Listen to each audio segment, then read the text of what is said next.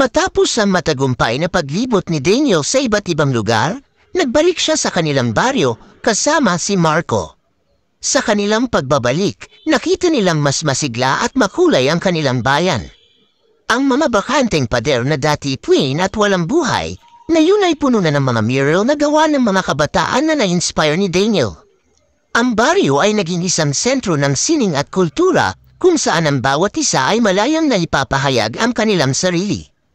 Isang araw, habang naglalakad si Daniel at Marco sa pamilihan, may lumapit na isang batang lalaki, mga 10 taong gulang, at nagtanong kay Daniel, "Kuya Daniel, paano ko malalaman kung ano ang tunay na kulay ko?"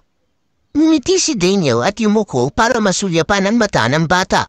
"Ang kulay mo ay ang lahat ng bagay na nagpapasaya at nagpapalakas sa iyo. Ito ay hindi lamang kulay sa labas, kundi kulay na nagmumula sa loob. Huwag kang matakot na tuklasin at ipakita ito sa mundo."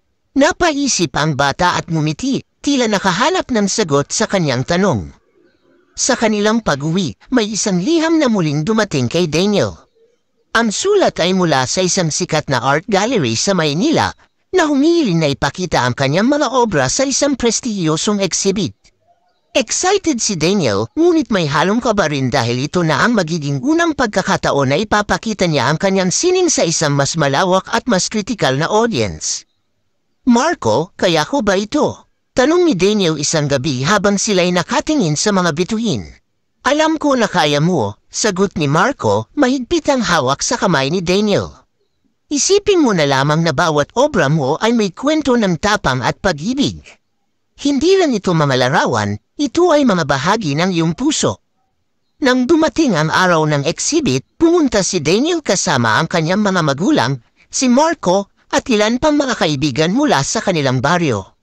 Sa gallery, ang kanyang mga obra ay nagningning sa ilalim ng mga ilaw. Ipinakita niya ang lahat mula sa mga unang larawan ng bahaghari hanggang sa mga bagong likha na inspirasyon ng kwaderno ng lola ni Marco. Habang naglalakad si Daniel sa gallery, may lumapit na isang babaeng kritiko na kilala sa pagiging matapang at walang kinatatakutan sa pagbibigay ng opinyon. "Napakalalim ng iyong sining," sabi ng kritiko. "Ipinapakita mo hindi lamang ang kulay, kundi ang emosyong bumabalot sa bawat isa."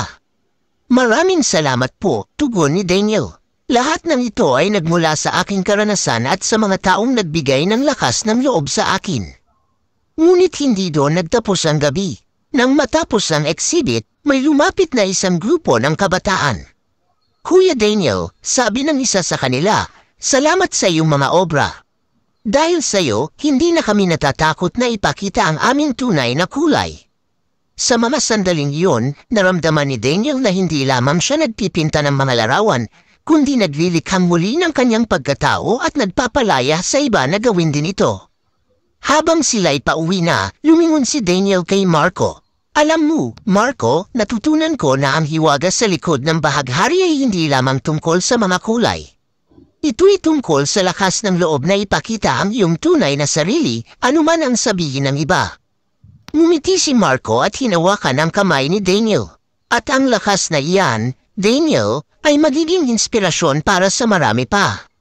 Ito ang tunay na hiwaga ng bahaghari, ang kakayahang baguhin ng mga buhay at magbigay ng pag-asa. Nagpatuloy si Daniel at Marco sa kanilang misyon na ipalaganap ang pagmamahal at pagtanggap sa iba't ibang lugar. Sa bawat baryo at lungsod na kanilang napuntahan, nag-iwan sila ng mga kwento at kulay na nagbigay liwanag sa mga puso ng mga tao.